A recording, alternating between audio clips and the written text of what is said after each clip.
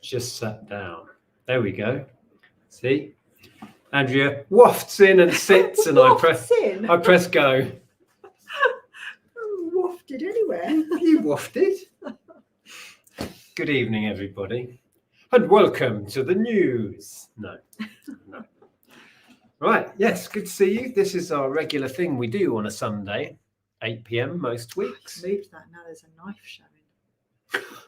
showing. People get funny about the knives. How are you? Yes, welcome. Good to see you. Hope you are all well. We thought we'd do something a little bit different.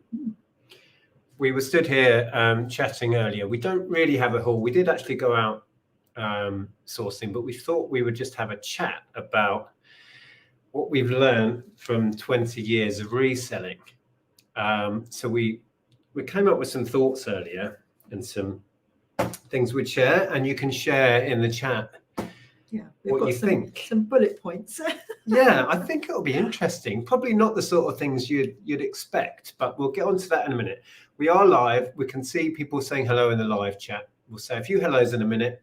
But while people are joining us, I'm just going to share a couple of things. I need to say a huge thank you. The parcel arrived. Now, this isn't uncommon in this house that an LP size parcel will arrive at the house because of my collecting habit. But I wasn't expecting anything. And this turned up. This is Depeche Mode's Ultra. Not the original, but the Sony reissue, which I don't even have on LP. It was a record that came out when we were working together in Our Price. We both loved that album with a passion. But it's from Adam, who is a fellow devoted Depeche Mode fan. I need to message him on email again and thank him for this, completely out of the blue. I won't read you the letter, but it is lovely. Thank you so much, Adam. Yeah, you were quite surprised by that, weren't you? I was surprised and blown away with that. It's just gorgeous. Look at that, from 97, back in the day. So yeah, that was incredible, really was. So thank you, Adam. I do appreciate it. I will, if you're watching this, thanks, but I will message you and we'll have a chat anyway. So the only other thing, although we went sourcing, we're not going to do a haul. You're going to do a haul on your channel. Yeah. We went charity shopping in a new location, but I did want to quickly share this. It's filthy. It needs a clean. Again, talking about that period of our lives, 90s, was when we were selling so much of this sort of stuff. This was more 96, I think, we were selling loads of this. Unfortunately, the top is broken. It's an Oasis singles box set with all 5 of the discs, including the interview disc. The inners, the contents are in lovely condition. And you spotted it, didn't you? Yeah, I did. Paid £1, and there's a really good market. These are anywhere up to sort of 30, maybe. In this condition, I might have to go 20, 25, but yeah, not bad from £1. It's a real blast from the past. Yeah. First one we've ever bought. It says on the back there, 96. 96, right. Warning, rock and roll can seriously damage your health. Yeah. First one we've ever had to sell used. Yeah.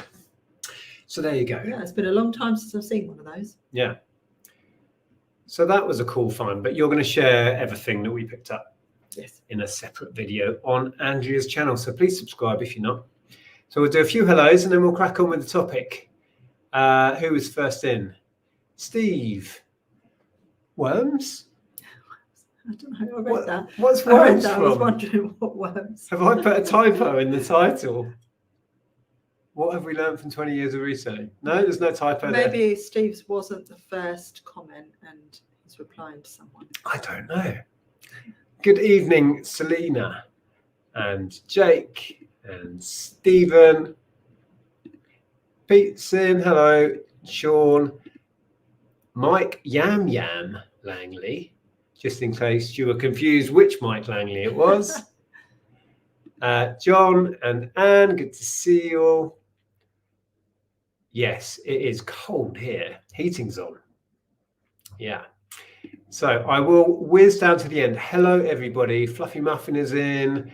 Julie, Secret Carper, welcome, once love treasures, and whizzing to the end. Harwich life through the lens. Interesting. Yeah, they've been in the chat a few times. Okay. There's Nick there. Right. Whiz. Loads of people saying hello. You are very welcome. So, yeah, do you want to kick us off? Yeah. So, first point that we put down is list. It's the most obvious way to be successful.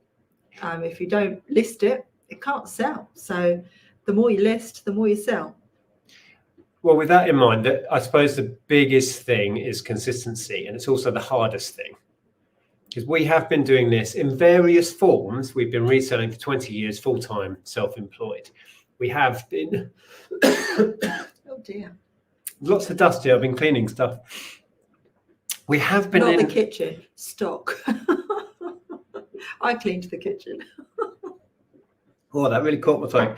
Yeah.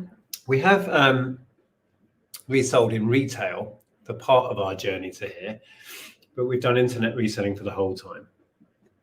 And consistency is the hardest thing for me. Yeah, and that's really why I put that point down, because we know from the other side of it that if we don't list, then our sales do that. Yeah. Here's the thing, I suppose, another kind of soundbite. What have I learned? It's not rocket science. I said that in a recent video. Yeah. It really isn't. And the basics of what we do are so simple. It's the simplest business model. You buy something for this much and you sell it for more, right? Don't overcomplicate it. Don't overcomplicate it because it's stupidly simple. But doing it every day consistently and getting the results consistently is not simple. No, it's tough, really, because you have so much else going on in your lives, and you know, it's sometimes not easy to do. Yeah. So there you go. End of video. That's what we learned. There is more. There is more. Yeah. Let's just dip in the chat. I'll try and read your comments as we go. We'll make this a two-way conversation if we can. That's a good comment there from Chris. This one. Do you want to read that? Says, evening peeps. We learn every time we find a new item. I'm going to derobe. Oh, okay. My current one is cereal toy plastic V cars from the USA by F&F Mold Trouble. Is none on eBay site, only from USA, so hard to price. Ah, okay.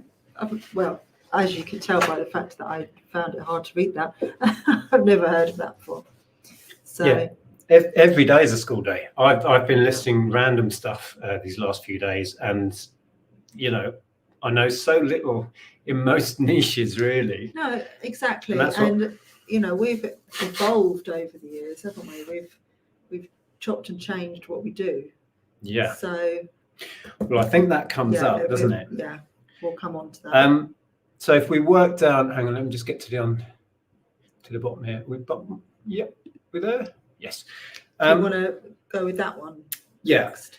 What have I learned in 20 years? This is more about me as a person. And the hardest thing I find is time management. Because the positive of working for yourself is you don't have somebody telling you when to start. I don't have any fixed working hours. I don't have a boss leaning over my shoulder. That's the biggest positive, and it's also the biggest negative, because you are free to do as little as you like. Yeah. So that ties into the whole list thing, because if you don't manage your time, then it can really affect. Oh God, we've all had it. I mean, put your hands up in the chat. No, that doesn't work. Say yes if you have days that just get away from you, right? Because you're not managing your time. Yeah, and time runs away, and then you're like, oh, it's 4:30 in the afternoon. Maybe I better do something. Yeah. Right. I've had too many days like that. 20 years in, I still struggle with that as a basic thing. It was a lot easier when we were reselling from a retail outlet because we had an opening time and a closing time. So we had that as a fixed structure. These days, now we are back, you know, working from home. Yeah. There is no structure. And it's difficult for me. This is a personal thing. It's difficult for us. It's difficult. That's the hardest thing. See if anybody hand waving. Lots of yeses. Yeah, you see, and I think Carver has weeks like that. Yeah, well, it's true, and it is the hardest thing. I would put it out there, hands down, the hardest thing, probably with any self-employment, but particularly if you work for yourself at home, is managing your own time. Being your own boss is not easy in any sense. But time management is a battle, a constant battle. Also, if I impose things on myself, I rebel against myself. So, right? Yeah. Yeah, it's a constant struggle. Go on, let's highlight some. Lack of motivation or illness, family issues, so can't list. Yeah, exactly.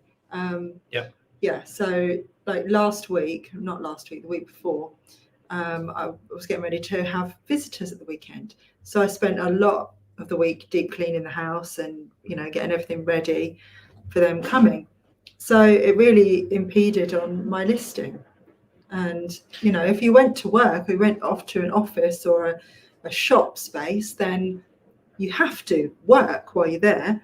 But when you're working at home, the distractions are real. And that was a big distraction for you because you've got that concept, well, people are coming on Saturday, people are coming. Like I was saying, it's hard enough just to manage your time and all of the tasks you have to do as a reseller. Right? It's hard enough. And then you throw life into the mix. I think that's what Rosemary's saying, really. Life gets in the way of being productive, especially if you can't manage your time. Me. Dig Vintage says, yes, days just go by. I can't remember what I've done. Yeah, I have days like that. It is real. Funnily enough, YouTube does help me become accountable. The last video you may have seen was me making myself accountable by grabbing 10 things I really didn't want to deal with and showing you all, here are the things I'm going to list. And I'm going to do a video probably tomorrow to give you an update on where I'm at with all those things I really didn't want to deal with. So YouTube helps me become more accountable to where my time is going. What am I actually doing here? Yeah, let's read some more of these. Helen, all the time, even after 22 years. Exactly. Yes. See, look. Hello. Yes, Sharon. Yeah. Almost every day. Yeah, there's secret carp, as you said. See, we are not alone in this, all right? And when you have one of those days, know that it's normal and it's not easy. Hi, George. Oh, Corin's in as well. Darren is ill in bed, so I get to watch you live. Oh, well, silver linings and all that. I hope he gets well soon. Get well soon, Darren. It still feels like January here. What happened? It'll be January again soon.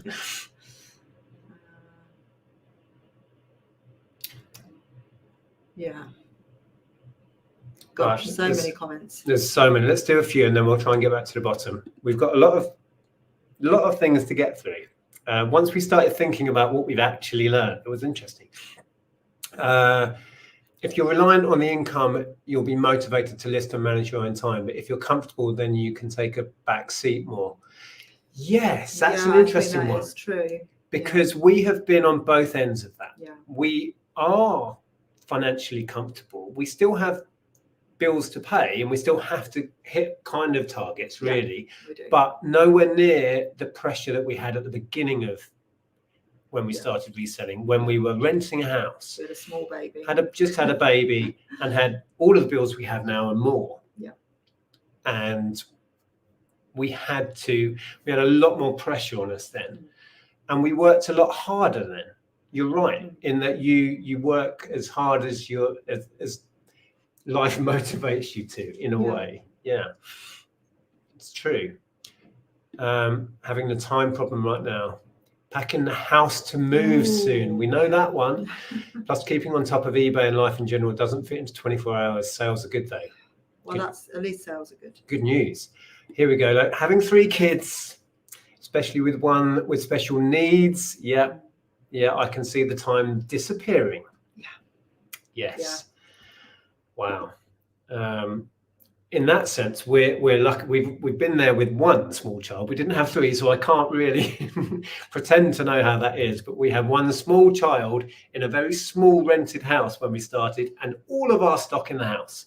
It was chaos, wasn't it? Yeah, but utter chaos. Looking back, that was some of the most fun time of our lives, I think. Yeah, it Really, was. It was. Everything was a challenge. Everything was new.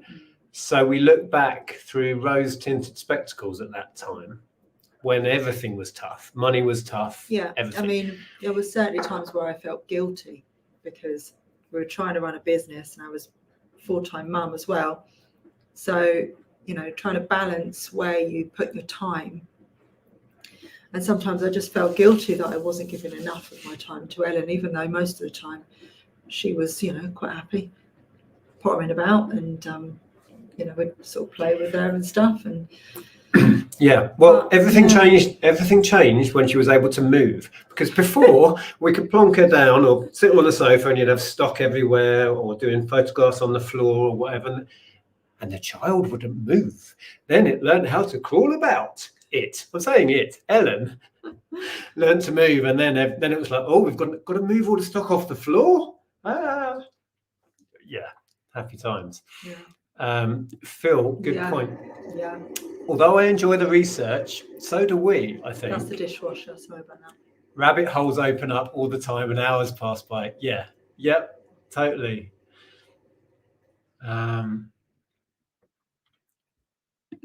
Random items, barcodes, no barcodes, research, all takes time before you even start to photo. Eventually list, measure, find, yes. Yeah. All of that. Yeah. Even when you are focused and working, there's a lot of stuff to distract you within reselling. When you're listing toys, you can lose an hour suddenly and you think, what have I done? Oh, yeah, playing with toys. Yeah. Too easy. So, what else have I got here? It's interesting reading back because I'm not sure what I meant by some of this, but I've just written, keep it simple. And I think what I meant there was don't overcomplicate it, because it isn't complicated. Get the basics right. And it goes back to just list, right? Because reselling isn't rocket science. And I've also added to this, enjoy the process. If you can somehow enjoy, like we were just saying about enjoying the research, enjoy that process. Enjoy the photography if you can. Be in the moment and try and enjoy it. Yeah. It's not easy, and some days it's the last thing you want to do. Sometimes it feels like a slog, but other days, If I can get in the right headspace, I can even enjoy listing, you know, once I get into it and get going. Yeah. Starting is the hard. Apparently my jumper looks blurry. I've worn the wrong jumper, I think. I think it kind of, I don't know, perhaps it strobes a bit. It is a bit blurry. Yeah, so I wrote down, don't be precious and just think about turning over the stock. So don't be precious with your stock. If you get a semi-decent offer, take it. Just think about turning that over, because the other thing that we wrote down is finding stock is not the problem. That is not the problem. And we learned this lesson from when we had the shop, to be honest, because we were precious about our stock and we didn't mark it down or turn it over quickly enough. And quite often we ended up with a very full shop. Massive backlog. And talking of backlog, I've got a room upstairs, if you've seen any of my videos, you'll have seen it, full of stock. And I buy more every week. Which is probably not the best thing to be doing, but it's about trying to get it turning over. So yes, I'm hoping for this price, but if somebody will give me a sensible offer on it and I'm still making a profit, I'm going to get it gone. Get it on, get it gone. Yeah. We have both learned that slowly but surely over the time. We've got the most gurgly blooming dishwasher. Sorry. How long is this going to go on for? I don't know. So that's something I think we've evolved into. We used to be, in the earlier days, we used to be much more list and forget, and hopefully one day it might sell. Yeah. These days, we, as you rightfully said, for us, and this we can only talk about our experience. For us, finding stock is not the issue. We could go out every day and find stock. It's getting it listed, getting it gone. So, like you said, if somebody's going to make you an offer and there's still a good slice of profit in there, get it turned over. We can reinvest that money. We need the turnover. Yeah, and it's not easy because I buy stuff that I love, and I place an emotional value on it as well as a monetary value. So sometimes it's not easy to think, okay, I'm just going to take this much for it. But I'm having, over the years, I'm having to sort of really train myself to do that because, otherwise you're just storing it. I think you're exactly right. And also knowing, let's say you take it in a 6-month period and you've made X amount of profit in that period and you've got a load of stuff listed that hasn't shifted. Mark it down to less than you paid for it, if you like. You've made money in that period. That investment has gone. If it's not selling, it's not selling. And learning to be free with that and say, okay, we've got a load of stuff that maybe wasn't the best pickups, right? We just need them gone. Get some of that investment back. Even if you're breaking even, sometimes that's a win, right? You made your money on the good stuff, and when we sell, like, I don't know, you pick up a vase for £5 and sell it for 75, which happens. They're not the norm, but they happen. Yeah. So the bits that are a bit sticky, cash them in, get your money back. Yeah. Yeah. It took me a long time to learn that, but it's a very simple thing. And if you've got a vase that you bought for £5 and you do research and you think, oh, somebody else sold something like this for 75, don't be afraid to take 50. You're still making an amazing profit. Mark Tyler says, absolutely, take some of the money all of the time, not all of the money some of the time. Keep it churning and compounding. Yeah, we are much more that way inclined these days. And if we could go back to our retail days, we would I think put better systems in place, marking down, more regular sales. When we came to the end of our time in, this is the gaming retail store we had. When we came to the end, we had a massive blowout sale, and we made so much money, and it was kind of eye-opening, because at that point none of the stock owed us anything, and we were just turning it over. We still left with like 10,000 items of stock or something. It took me a couple of years to set it off. But the amount we churned over in that last week or two sale was phenomenal. We should have been doing that every 3 months or 6 months. But we were very, very busy people running a busy store and doing very well. So it's kind of the last thing on our mind. And we didn't, But if I went back, that would be one thing I would change. I would have a better stock management system. Hello, Lex.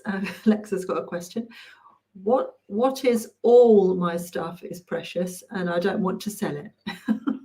Well, what if all my stuff is... Oh, I see. Yeah. What if? Well, then you're in trouble, Lex. You've got to sell something, honest. You do very well and you know it. You're very good at turning it over, probably better than we are. Yeah. Right. What's the next one? Oh, this one. Yes. This is something I learned fairly late in my reselling life. Probably when you started YouTube. Yeah, when I reached out into the weird world of YouTube, is that we are so not alone in this weird and wonderful way of earning a living. There's many people out there, and if you are feeling alone, you can reach out, be it Instagram, Facebook, put yourself out there on YouTube. You will find like-minded people. With a caveat, you will also find people that think you are complete, and they're welcome to an opinion. Be prepared for that. We've had enough of that, plenty of that. But yes, the point is, I learned that there are many, many people doing what we do in many different ways. And if you need some socializing within reselling, there's plenty of it out there if you look for it. Yeah, for sure. And if you're feeling alone and you're not, reaching out, then there are so many places you can reach out. And Instagram is a brilliant place to chat to other resellers because it's a nice, for the most part, friendly platform. Yeah, for the most part. Yes, we'll just leave it with that. Here we go. Something I've learned about reselling is talking about it will not ruin it. Because I've had that leveled at me many times. Talking of YouTube. You're ruining it for everybody. Am I? Judas. Why are we still doing perfectly well out of it? And all the people I'm talking to are doing okay. There are exceptions, I'm sure. But from my experience, talking about what you do only benefits you. The amount of contacts we've found for stock, just from talking about it publicly to anyone and everyone, let alone on here. Talking about it in the village, we got stock. It's we all learn from each other as well, because nobody knows it all. No. So we all learn from each other. We share knowledge, experience, and join each other for shopping trips or meetups. Or yes. The amount of times we've met up with reselling friends and we all go to boot sales together, we all come back with bags full. So there's always plenty for everyone, so much to go around. There's, don't have a mind of, what's the word? Scarcity mindset. Scarcity mindset, yeah, a lack. Don't have a mindset of lack. In my experience, sharing what I do, it all comes back to you. Yeah. Right? In many ways that you couldn't predict. That's been our experience of YouTube, particularly. You put out there and you get it back with friendship, with everything. It's very unexpected, but it's true. The friendships that we've made have been the biggest thing for us, really. Yeah. Well, it goes back to the you're not alone thing, but we felt very isolated and very alone. I mean, obviously Lex is in, but for a long time. Hello, Lainey. Oh, there's Lainey. Yeah. There's a question. Should we do a question? Interesting one. How do you feel about the new generation of reselling YouTubers? Do you feel pressure to keep up with content, ideas on videos, etc.? For me, no. So I'll pass it over to you. I don't feel pressure. Interestingly, I don't really watch reselling content anymore. I keep in my own lane and do my thing.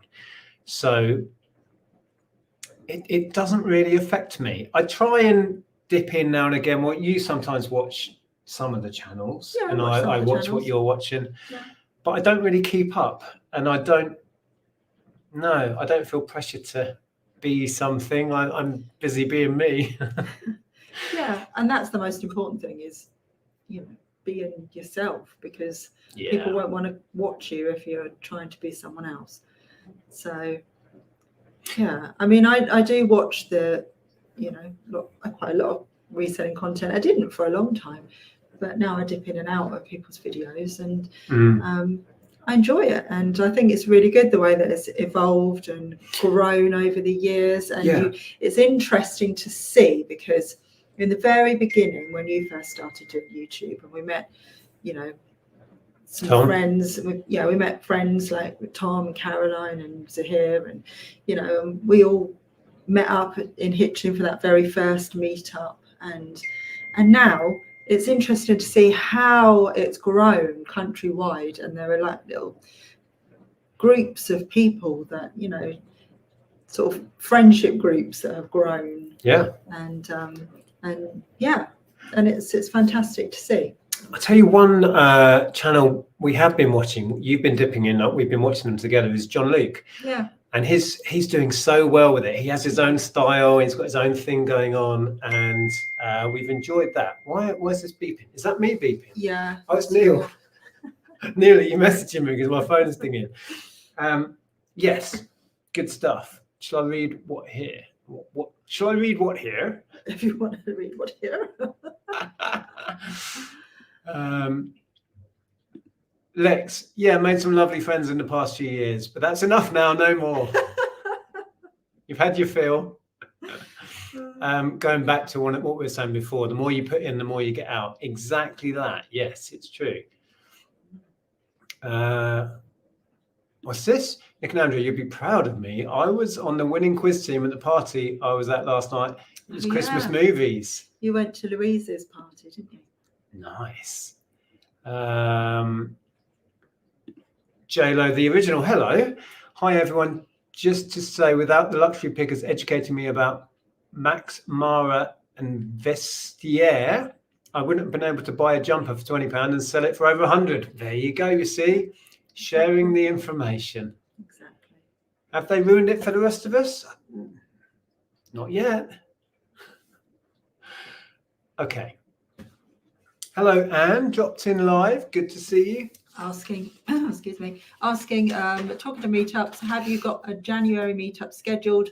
We are in talks. We think we might have a date that could work, but we haven't confirmed it yet. Yes, we are thinking of having a January meetup, and it will most likely be Hitchin again. So what's our next point? I'm going to do that so my phone will stop dinging. Binging. You're not compatible with super niches.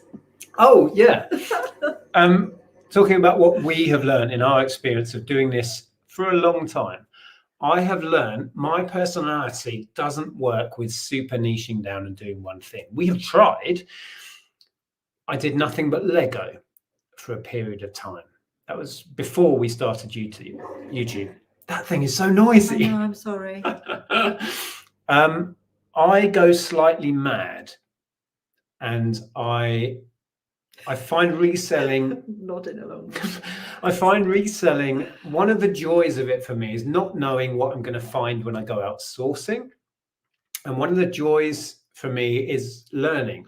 And, I've just listed like a vintage phone, a load of old classical music, some toys, all sorts of stuff. And that keeps it interesting because it can get repetitive. It can get dull doing this day in, day out.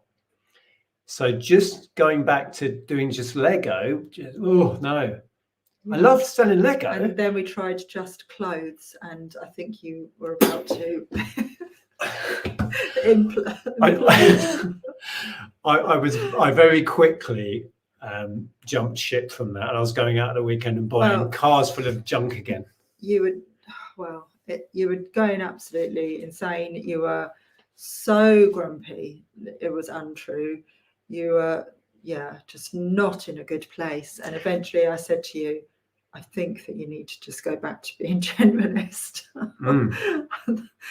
Yeah. Well, listen to you. So you will tell, your body and your mind will tell you if you need to change things up. I mean, it was very noticeable. Even Ellen was like, "What's wrong with Dad? Why is he so grumpy all the time?" It was just awful. Yeah, we put you put in capitals, need variety. Yes, that's me. Yes. And you've written here, every reselling business is unique. Yes. Lady says, Nick, grumpy? Well, I never. What are you trying to say there? Every reselling business is unique. There's no one business for reselling. Reselling isn't like a job and you have a job description. It's like it's different for everyone. It's because every reseller is very different, and we make our business suit us. We've got Lexin, who loves jewelry and is passionate about it, and therefore does very well selling jewelry. I don't, but I could if I wanted to learn it, but I wouldn't enjoy it, so I don't. Right? Lex says, I'm not niche. I sell a huge variety of French Art Deco jewelry. Well, there we go, right? But you do pick up other things though as well, Lex. But I think going back to the YouTube kind of the nearly 10 years on YouTube, you see comments and you get questions that you think people are asking me the wrong questions. They're asking me how to do it. And what should I do? What should I look for? What should I buy? And I'm like, don't ask me that. You should ask yourself, what do I want to find? What do I want to sell? What do I enjoy? Looking outwards for the answers isn't the question. Does that make sense? Yeah. Yeah. It does. I've just seen an interesting comment from Anne here. She says, I'm not a medical professional, but Nick, as someone with ADHD, you have tendencies. Take hold of the diversity. That's interesting you say that. I've not been diagnosed with anything on any of the spectrums, but I'm in there somewhere. Yeah. Interestingly, I don't want to talk about other family members, but these discussions are going on with close family members, and we talked about it, and it's like, oh yeah. If you go through certain symptoms, I'm a tick box kind of for most things. Yes, 100%. And I don't have a problem embracing those elements of my personality, though, which is, I think, the key. You know. Yeah. Turn them into a positive is what. When I started thinking about that, and sort of applied those symptoms of ADHD to you, it just made so much sense. I was like, oh, that's why you're like that. Well, makes so much sense. Before we move on from this, a handful of things. I've always got like 5 projects on the go.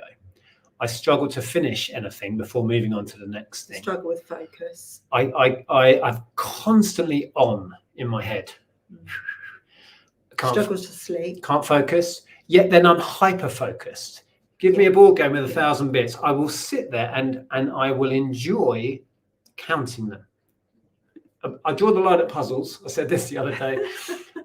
So I'm hyper focused and struggle to focus. I am definitely, whether I would be diagnosed ADHD or not, I don't know. And to be honest, I don't care, because I'm comfortable with who I am and my, unique perspective on the world. Yeah. Hi, Jack. But yes, thank you for the comment. Appreciate it. Right. Yeah. C. Blaney says lots of overlap between ADHD and autism too. Yeah. Well, I always see that as there's a whole load of lines, and we're all on every spectrum somewhere, right? Whether it be very low down or very high up, we're all on every spectrum. I'm quite high up on some of them. Yeah. Jill says, you've just described my husband, Nick. I've just described what? Oh, your husband. Okay. Yeah. High five. Where were we? So reselling is a lifestyle choice.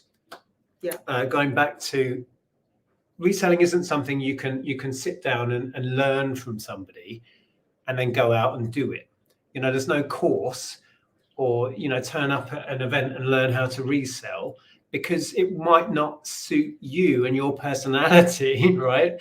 What you're into or what you're passionate about. So I think you can get some of the basics about how to use eBay, how to take pictures. Nobody needs to be told that, do they? But maybe there's some interesting things in there you can learn. The rest of it, you need to look at yourself.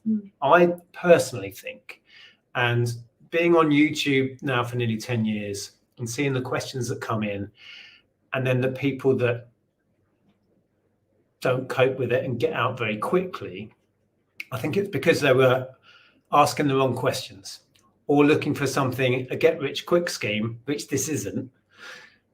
And then they're gone quick. And those that stick around, they tailor it to suit themselves and what they're trying to get out of it. Yeah. So you've written that every business evolves to suit the person. Yeah, exactly that. I was adding what I've always said, which is there's no one size fits all. There's no right or wrong in how you do it. It's just how it suits you and how, you can adapt it to your lifestyle, to what you need out of reselling. Yes, because going back to one of my first things I thought, which was keep it simple. Reselling is simple. Making it suit you, keeping it interesting, and doing it day in and day out is a heck of a challenge. just had a thought that because for some people they're very analytical and like to do everything in certain, very sort of professional ways, or sort of very like Mel's very much break it down, and other people are more sort of arty-farty and like not saying arty-farty like Lex, but I'm just thinking like Lex does with her business. Like she doesn't work every single day, she doesn't list every single day, because that she'd go insane. But there are some people that feel they have to list every single day. So Lex makes it work because she can schedule, and then some days she doesn't have to do all that. So she works really, really hard, on the days that she does list, and then schedules it so that other days she doesn't. So that works for Lex. Whereas other people, they have to be very, very particular about the way they do it. Some people, you see them on Instagram, like mostly Amazon sellers, going on about, different daily targets. What hours do you work on this? I get asked quite a lot, do you set yourself a goal every week? Do you set yourself daily? I'm like, if I actually explained how chaotic my week is, people would be like, that's nonsense. How can you get on like that? But it works for me in my little world. And that's the thing, which is why I don't try and tell anyone how to resell. I show what I do and enjoy the successes and talk about the failures. And you take out of that what helps you. I would never suggest anyone does what I do. Just between the two of us, we're very, very different in the way that we approach things, the way we do things. And you'll be saying to me, well, let's sit down and make some goals, and we argue about it because I can't. I'm not that. That's not how my brain works. I cannot sit down and make a plan, or sit down and write down goals, or that's not how I work at all. But the funny thing about that is it's not how I work either. But every now and again I try and mold myself into some committed goal-oriented person, but I'm not really. I've always struggled with that, you see. And imposing structure on myself and goals and targets fails every time. But every now and again I will, like you say, come out with, I've done a chart. Right? We need to do this, this, and this. We need to have a business meeting. Oh, no. It never works. It's never, but other people need that structure and they would probably benefit from that. I try and be that person every now and again, then realize, but that's not helpful for me. And there's a reason why we choose to work for ourselves, because then we can work for ourselves in a way that does work for ourselves, if that makes sense. I love this. Flipping Maggie. If I made lists and set goals, I'd super focus on that and then do no work. And I see people do that. I see people spend more time creating a plan for the week or for the day than they do actually carrying it all out. What did you achieve today, darling? Well, I did a spreadsheet and I filled in all of my goals. I color coded it all, right? And then I printed it off and laminated it. And then and it's now 5:30 and we're going to make dinner. What's I saying? There's the plans on the calendar. Well, those sort of plans. These are the plans that I'm okay with, because these are plans that I make with friends or family, and I can deal with that. I'm talking about work plans and goals and stuff. See this? Chris has got it right there. I write a list. After a while, I rewrite it because I think I'm never doing that. I have every now and again. I'll think that I'm going to make myself more focused and more. I'm going to do 10 things a day minimum, and I'm going to do this and I'm going to do that, and then life happens, and I've lost the list by then anyway of things I was going to do. So Fluffy Muffin's asking, what do I do differently to you? So that's really I can't speak now after having said all of that. Now it's really difficult to sort of pin that down, but we just have very different ways of looking at the world, very different ways of approaching how we work, and I can't really specifically tell you one thing or another. But I know that there have been times where, in the past where we've argued because, you'll be like, why are you doing it like that? You need to do this. You need to do this. You need to do that. And I'm like, no, I want to do it my way. I think I have very intense, very productive periods, and then we'll maybe do nothing the next day because I can't focus. So I will have to do other things. And then I'll come back to reselling and I will list like 30 things in a day and be on top of the world with it. And then I'll crash the next day and have to do something else or do nothing. I'm very like this. You're more constant. Yeah, I'm a plodder. That was described as that when I was in school. So I'm a plodder. Andrea's more constant, listing slower and methodically and getting it done. I'm like massive peaks of productivity and then massive troughs of struggling or focusing on completely different things. That's the main difference. And I'm also a Virgo, and I'm very much a Virgo. Like things have to be particular, things have to be ordered, and that sort of thing. Let's read the chat for a sec. I always try to do lists of things I should do and then just feel disappointed that I didn't do it. That's it. I just feel like if I don't do those things that I've now set goals for, then I just beat myself up, and I don't want to do that. So there's one thing I've learned. Don't make any plans or goals like set in stone, because I would just constantly like beat myself up over it, and it's not good for my mental health. But it just goes on the next list. It's fine. It just carries over, doesn't it? Yeah, but then you constantly feel like, I still haven't achieved that. See, look, I do love a list. I don't get it all done in a day. It just goes on the next list. We all know I'm a procrastinator, but I'm getting better. Getting better at procrastinating. I've got a mug that says I'm a procrastinator. Yeah, that was from Cliff. Cliff sent me, yeah. Sharon, I like her comment. I make a to-do list for my to-do list and none of it gets done. I made a kind of joke to-do list and put it on Instagram once, which was a few little things. And number 4 on it was don't lose list, which is the one thing I always fail because I lose the list. You lose your list every time. Every time. There we go. Look, write a list, forget I wrote it or lose it. Somebody said, I think on that post, well, just put it on your phone and set up reminders. And I'm like, oh, no, I'm done with this now. No, not doing it. Not doing it. Having the phone to remind me of what I should be doing, I would just want to kill the phone. I don't want my phone nagging me to do work. Yeah. Best to write your to-do list at the end of the day so everything is ticked off. That's called a to-do list, isn't it? I think honestly, I know it's kind of said in jest, but getting to the end of the day and looking back and actually saying, I did achieve this.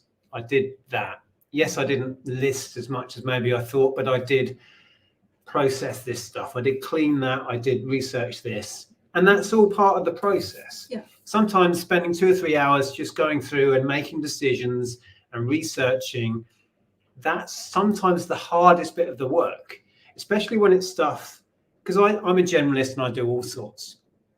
Working out what I've got, how much it's worth, and how I'm going to list it is most of the work, I find. Taking a few pictures and then getting it listed really isn't the mental part of it for me. Yeah. And it's not to say that I don't have some kind of idea of what I want to achieve, because I always do. I don't just, float through life kind of thing. I do wake up in the morning and think, right, I'd like to get this done and this done and this done. So I have a to-do list almost in my head, I suppose. But this for me, there's a difference in having it in my head and writing it down, because, I don't know. I don't really know why, but there is. Well, this goes back to the thing that we are all very, very different, and trying to force somebody else's process or somebody else's business model onto yourself, I think is doomed to failure. And we see so much of it on the internet, and it frustrates me a bit. I think people are asking the wrong questions. Our Christmas tree went up today, and that wasn't even on today's goal. And That's a win, right? right? Hi, Neil. I think you were texting me back before, were you? Yes. I'll have a look in a bit. And Raymond says, "Oh my God, Nick is describing me. That's how I work. My most productive days are usually Sunday, when I am around at home." Yeah, I've always been somebody that, back in school days, for example, back at school time, I would leave all of my things till the last minute. Ellen has inherited that, which isn't good, and cram all of my schoolwork in on the bus to school, for example. That's the kind of guy. Yeah, and that's how Ellen is. Yeah, like you just said. Yeah, that's how Ellen is. It's always like, oh, procrastinate. Don't even get me started. Yeah, I would spend. Yeah, she will procrastinate, feel unmotivated, and then the deadline is like tomorrow, and she just suddenly will get it all done. Yeah. And then I'd ask myself, so what have I been doing the whole summer holidays while I had this project to do? And now, I've been creating pieces of artwork based on a portrait of a band member that I'm into. I wrote out all the lyrics to my favorite song in calligraphy, those sort of things, but nothing that was actually getting me towards the thing I had to do. That sums up me. Yeah. Oh, look, there's David. Oh, my pleasure. Yes, thank you. We appreciate it. Right, so we've got a few more points. We'll have another couple of minutes of chatting, and then we'll think about words of wisdom, I think. Yeah, because you want to finish. I want to go watch I'm a Celebrity. I'm a Celebrity launch. We've just finished Big Brother. Now we're on to the next reality thing. Chris Tyler's got a question though there. We quickly do RS. I will set myself one goal a day, even if it's minor, because I know I'll carry out that goal, but it gets me going and get other things done too. So end up achieving more than I hoped for. Yes, it's a really good trick to, start with something I do this to myself. Start with something that I think I can achieve and is relatively easy. Get it done. You get that hit of endorphin. Oh, I've done something. And then I'm off. And then it snowballs. Hopefully, it doesn't always work. Or just commit to listing one thing. Once you've listed that, you go, oh, kind of happy with myself now. I might do another one. Yeah, exactly. Oh, I've done two. And then I'm off. Yeah. It's just taking that first step forward, isn't it? Yeah. Oh, I know, Jack. Can't believe you in London. Well, fourth, we were like, what? Oh, yeah. I thought at least should be top two. At least. But Jordan won it. So we were kind of happy. Yeah. You were going to read someone's comment before, yeah, and I got. Well, first of all, I wanted to read Anne's because it was a nice comment. She says, Andrea, you have the most calming, nurturing nature. You could definitely do meditation or calming videos. I've commented this on your video. Thank you. I just wanted to read that out. That's lovely. I'm not sure I could do those videos. So Chris had a question. Just going back to what Anne just said, I sometimes worry that people say, oh, you have such a... I go to sleep to your videos and I think, oh, blimey, I'm sending people to sleep. It's a talent. Yeah, anyway. Chris says, do you think things will get harder in the job as you get older? List slower, not get up car boots, slower packing, things change at 50. Yes, and I think we already are thinking longer term and evolving our business as we get older. Because I'm 50 in a few weeks. Yes, what that's going to look like, we don't really know for sure, but there are plans afoot. Yeah, but we don't tend to do things in a hurry. But then suddenly everything will change, and to the outsider it might look like, that suddenly happened. But yeah, we do have thoughts and plans, don't we? Yeah, we shall see. Just reading Jack's comment. I'm glad it wasn't won by a Tory, to be fair.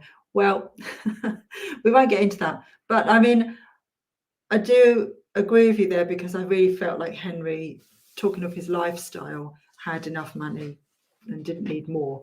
And, you know, to be fair, Jordan needed some money to keep up with his lifestyle, didn't he? So it worked out well. But I would just want to say one thing about, it's totally off topic, but one thing about initial perceptions of people, because when he first went in and he said he's a Tory and all this stuff, and I thought, oh, I'm not going to like him. I thought, you know, I loved him. I thought Henry was such a lovely, lovely person, and it really shouldn't be about your politics, should it, at the end of the day? So, you know, and he didn't, apart from his love of Boris Johnson, he didn't really talk about it very much. No, I firmly believe that. Don't let politics get in the way of getting to know someone, honestly. Yeah. Right. Can I do a couple of quick ones? Because we're going to wrap up soon, do a few words of wisdom. Start getting those in quick. Some things I've learned that are quick little sound bites. So we've got 4 minutes. Never respond. Never respond when angry. Leave it until you're calm. I mean, that's a good... Or just rant to each other. That's what we do. Well, it's something to use. Down and then we reply. It's something to use in life in general, but with eBay, it's a must, honestly. Deal with refunds or scammers quickly and move on. Don't dwell on it. And we've dealt with so many refunds, scams, iffy buyers. Just move on. It's going to happen now and then. Just deal with it. Don't make... Cheryl says, what are you talking about? Who's Henry? Who's Jordan? What? A big brother. Another quick soundbite. Don't compare. Going back to the kind of social media element of what we do. Don't compare. Set your own goals and look forward, not sideways. Right? I've come up with a new phrase. Look forward, not sideways, as in comparing. Yeah, you're quite pleased with that, aren't you? Otherwise, you'll trip over. You're not looking where you're going. You're on your path. Don't try and nick someone else's. There you go. I like Once Love Treasures, words of wisdom. Never leave things to the last minute when Andrea wants to watch a celebrity. 3 minutes, people. 3 minutes. I'm sure I'm not the only one. Words of wisdom, words of wisdom. What have we got? Be consistent in your inconsistencies.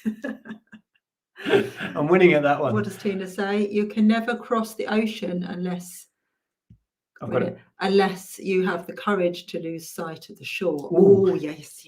Yeah, so that's about, it's kind of leaving your comfort zone kind of phrase then, isn't it? About, yeah.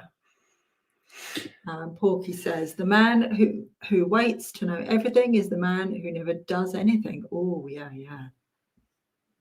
Did you work out a date to meet up? Yeah. Yes, Thursday. Sharon says, time is free, but it's priceless. You can't own it, but you can use it. You can't keep it, but you can spend it. Once you've lost it, you can never get it back. That is so true.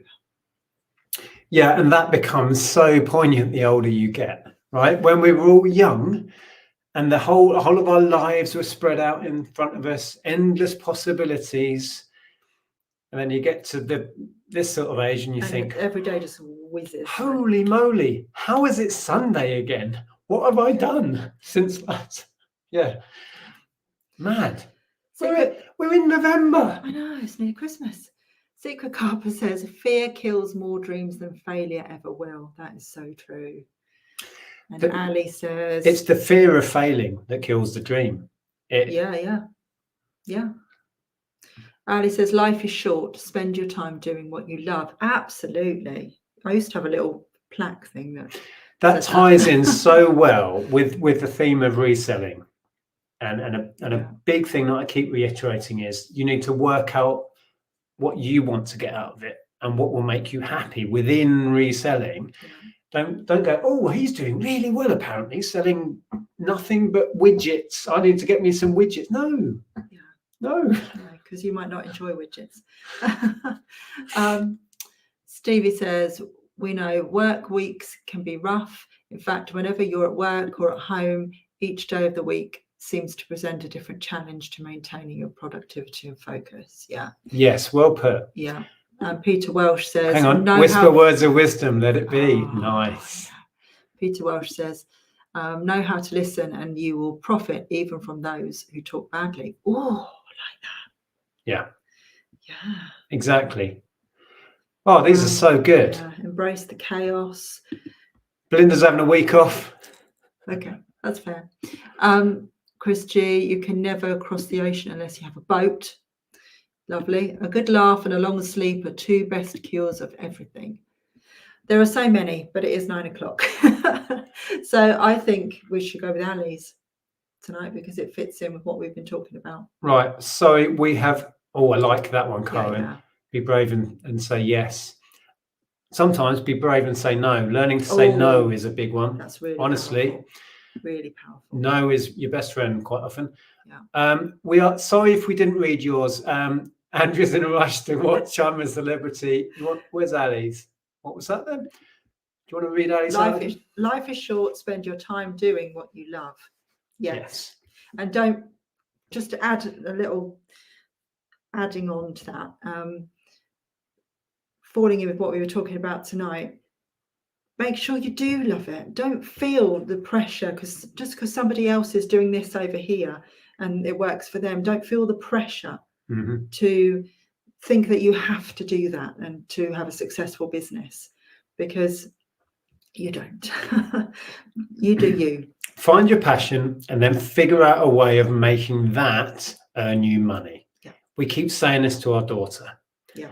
Who's in the kind of throes of youth. I don't really know if I'm on the right degree course. I don't really want to do this. I think I want to be a dancer. We like, go and dance. Just follow your passion. Find the right people, get in with the right people, dance, put yourself out there. She's doing incredible work. Yeah.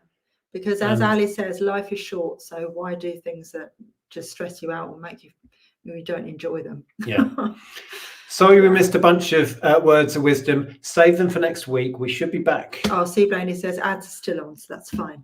The ads are still on. Okay. All right. Yeah. Have a great week, everybody. And I hope this was inspiring in some way. Yeah. If you're watching after the fact, please drop a comment below. Let us know if you enjoyed this. We can come up with topics every now and again rather than just doing hauls. Yeah. If you've got any ideas for topics or things you'd like to discuss, ideas, pop them below. Because through the winter as well, we won't be sourcing much. So we've got to come up with something to talk about. Right. Draw. Bye.